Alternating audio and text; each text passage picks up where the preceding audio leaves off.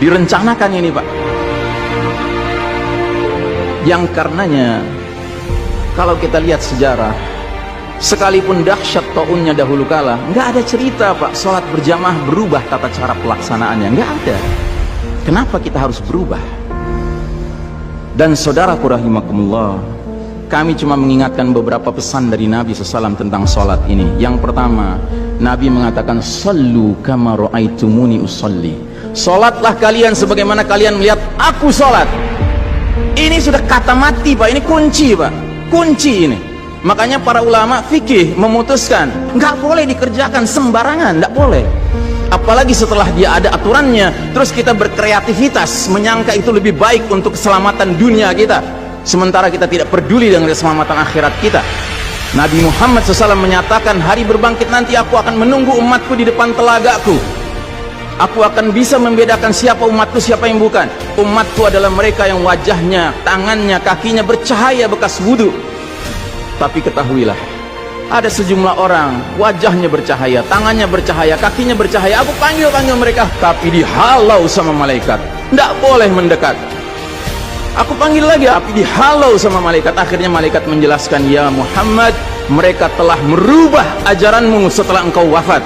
Kata Nabi selanjutnya, menjauhlah, menjauhlah. Nabi nggak mau dekat dengan orang yang berani-beraninya merubah tata cara ajarannya. Dan ajarannya yang paling pokok apa? Tauhid. Setelah tauhid apa? Salat. Dan ingat, salat adalah amal yang paling pertama yang akan diperiksa oleh Allah Ta'ala bagi setiap hambanya. Dan saudara rahimakumullah, saya ingin menyampaikan dua hadis lagi. Satu hadis dari Nabi, la tadaru furujatin lisyaitan, jangan kalian biarkan celah-celah itu untuk syaitan. Ini Nabi Muhammad SAW yang berbicara, bukan Iksan Tanjung. Kalau Iksan Tanjung yang berbicara, Anda boleh tolak Pak. Ini Nabi Muhammad SAW yang berbicara, yang kita baca salawatnya dengan harapan mendapatkan syafaatnya, dengan harapan boleh meminum air dari telaganya. Jadi kata Nabi apa? Jangan biarkan celah-celah itu menjadi tempatnya syaitan.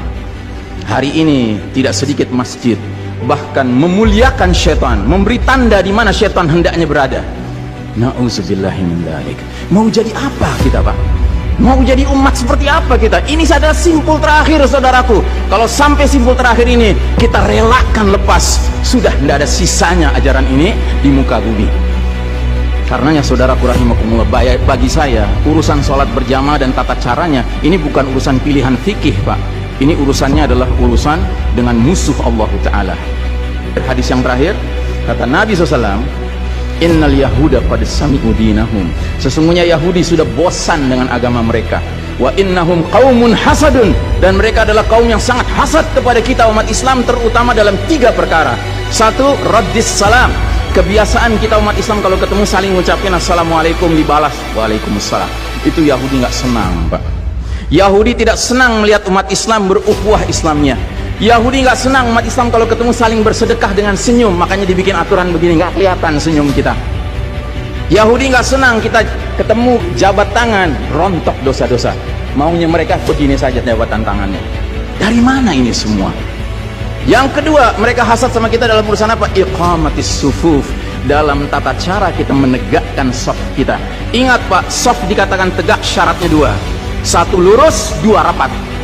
Bukan hanya lurus tapi renggang-renggang, atau rapat tapi meliuk-liuk. Tidak, harus dua-duanya lengkap.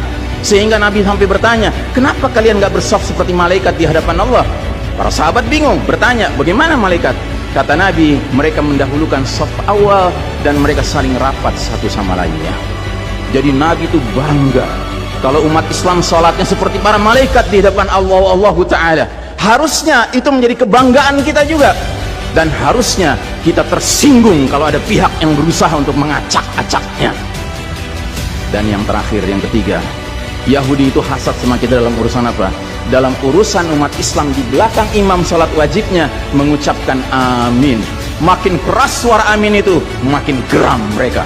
Karenanya mereka bikin aturan, sempat 2 bulan masjid ditutup sama sekali, nggak terdengar suara amin dari jamaah karena nggak ada yang boleh ke masjid. Tapi sekarang setelah dibolehkan, masjid yang bisa muat 2000 orang, cukup 500 orang, cukup 700 orang. Supaya apa? Sekurang-kurangnya aminnya bisa berkurang. Maka sekarang pertanyaan besarnya adalah, untuk siapa kita sholat?